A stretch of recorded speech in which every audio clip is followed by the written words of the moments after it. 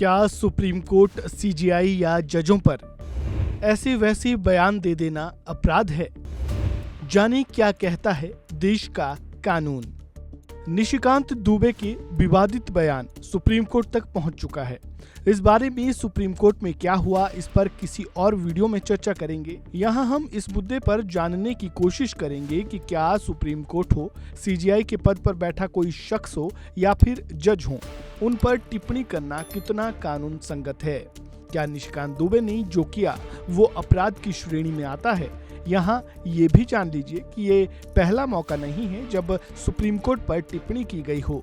इसका एक अपना ही अलग इतिहास है, लेकिन हम इस वीडियो में यही जानेंगे कि क्या इस तरह के बयान अपराध की श्रेणी में आते हैं। अगर हाँ, तो सजा का क्या प्रावधान है, और अगर नहीं तो आखिर इतना बवाल क्यों हुआ है।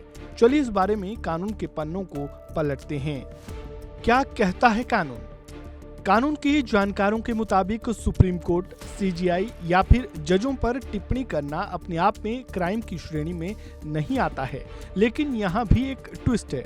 उसके बारे में इसी वीडियो में जानेंगे। लेकिन सीधे तौर पर बात करें तो ये अपराध नहीं है। इसको भारत के संविधान का आर्टिकल 19(1)(a) ही उसे अभिव्यक्ति की स्वतंत्रता के आधार पर बरी करता है। हालांकि कोर्ट की अवमानना कानून कंटेम्प्ट ऑफ कोर्ट्स एक्ट 1971 के तहत कुछ सीमाएं भी तय की गई हैं, जिसके जरिए कोर्ट की गरिमा और न्यायिक प्रक्रिया की अखंडता की रक्षा होती है। वहीं संविधान का आर्टिकल 19(2) इस फ्रीडम पर अंकुश भी लगाता है, ताकि कोर्ट की गरिमा, सार्वजनिक व्यवस्था और नैतिकता बनी रहे। कुल मिलाकर सुप्रीम कोर्ट, सीजीआई और जजों पर टिप्पणी तो की जा सकती है, लेकिन मर्यादा की हद नहीं टूटनी चाहिए।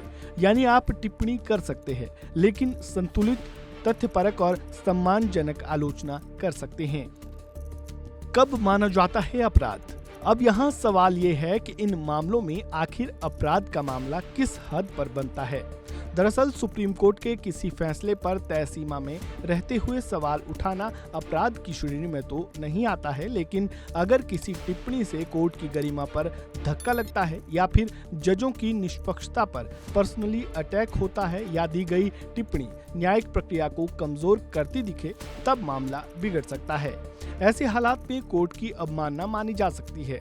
हालांकि यहाँ भी बयान की डिटेलिंग यानी व्याख्या, उसका संदर्भ, उसकी तीव्रता और मानसिकता को देखा जाता है। ये अलग अलग केसेस में अलग अलग परिस्थितियों पर डिपेंड करता है। जहां तक निशिकांत दुबे की टिप्पणी का मामला है, इस पर भी सुप्रीम कोर्ट की दौड़ लग चुकी है। तमाम दलीलें वगैरह सुनकर और संविधान के पन्ने उलटकर अब सर्वोच्च न्यायालय ही बताएगा कि आखिर क्या हो सकता है। हालांकि निशिकांत दुबे के बयान में पर्सनल अटैक तो दिख ही रहा है। सजा क्या हो सकती है? जब कोर्ट या फिर सीजीआई या फिर जजों की अवमानना मान ली जाए, तब उसके लिए सजा का प्रावधान भी है। कोर्ट की अवमानना कानून की 1971 की धारा 12 के तहत आपराधिक अवमानना के लिए ज्यादा से ज्यादा 6 महीने की साधारण जेल की सजा का प्रावधान है।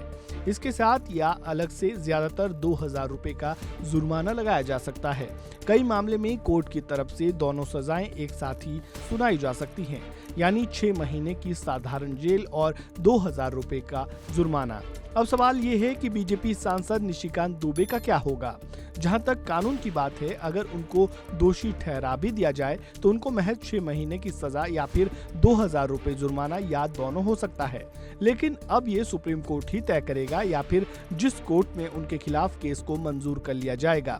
अब यहाँ आपका रोल सामने आता है। क्या सुप्रीम कोर्ट जैसी संस्था, सीजीआई जैसे ऊंचे पद या फिर जज जैसे सम्मानजनक पदों पर बैठे लोगों की अवमानना कर देने की सजा इतनी कम होनी चाहिए? कमेंट बॉक्स में जरूर लिखें। इस खबर में बस इतना ही। बाकी अपडेट्स के लिए जुड़े रहें वन इंडिया हिंदी के साथ। धन्यवाद।